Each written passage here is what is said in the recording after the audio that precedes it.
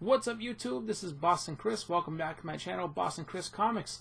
Here I am back with a brand new video, and we are finally getting into my top comics of 2019. I actually got one in the mail, and it's actually a little bit, it's kind of funny because initially this was a book that I had planned on putting on my list, and for whatever reason, maybe it was just one of those things where I was trying to be quick about getting, you know, the video back, getting back into shooting videos and just getting the video up.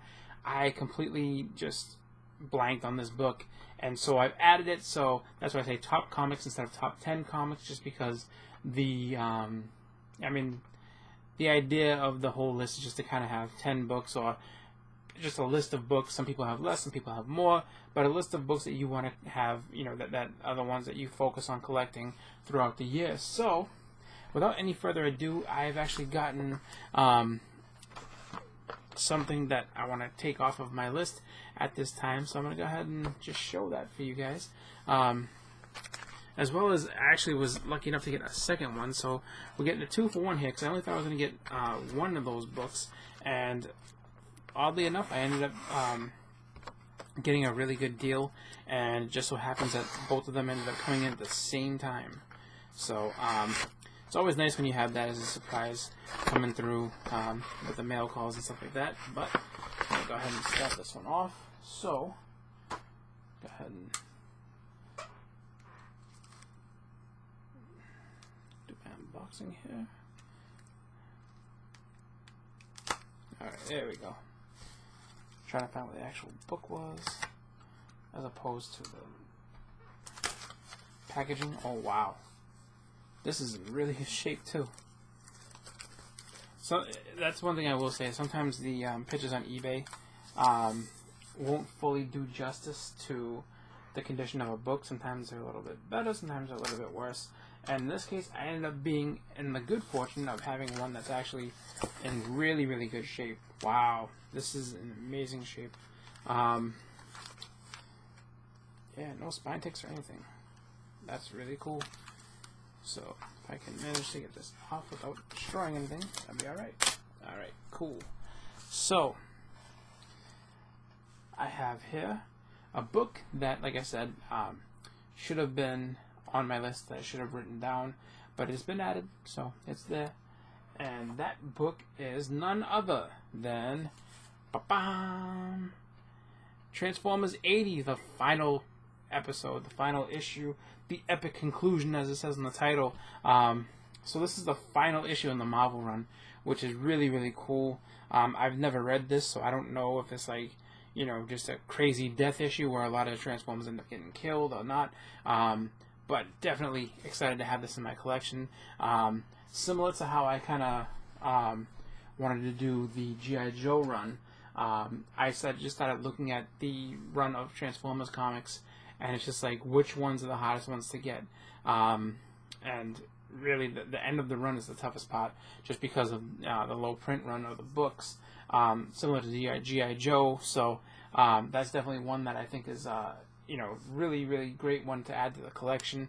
I'm going to try my best to kind of get the rest of those. I think that the Transformers books maybe a little bit, I don't want to say they're tougher to find, because I don't think they are. I just think it's just one of those things where to find them at a good price when people aren't just trying to gouge you like crazy is tougher than G.I. Joe, because G.I. Joe,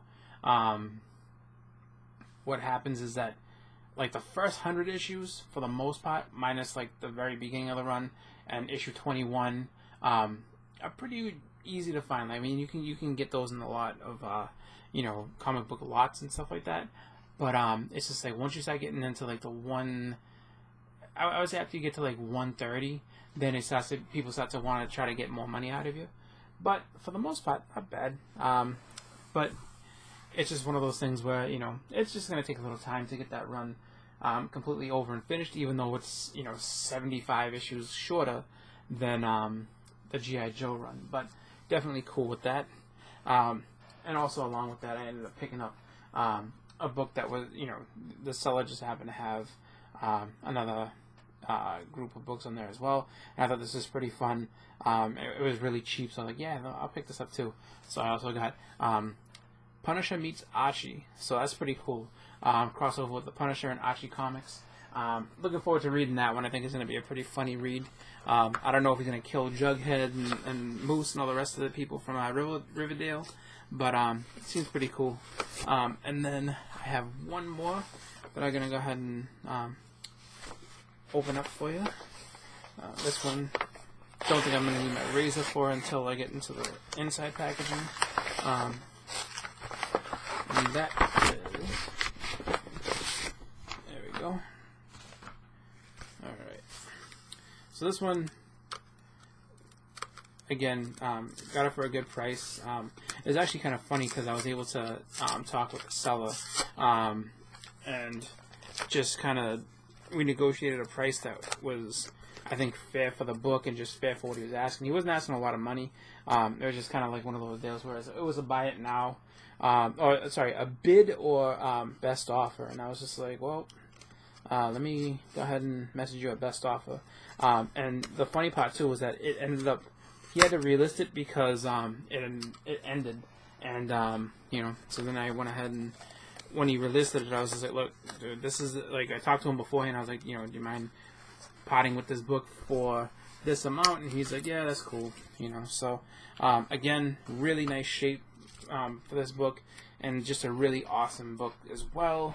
And that is none other than, ooh, I have to get Al Milgrom, I think, to sign this one, because I'm going to be seeing him at the Little Giant Comic-Con up in New Hampshire. But that is none other than Amazing Spider-Man 239. So this is the second appearance of Hobgoblin.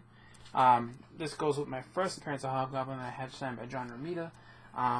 So really cool and really excited to add both of those top comics to my list. And then the Archie book as well, just because I want to have something fun to read.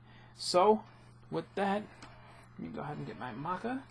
Do the ceremonial crossing off of the list. So there it is. I should just put top comics, but just gonna say top 10 just because I don't really cross anything out, so it's all the same. But so here we go. So there's that, and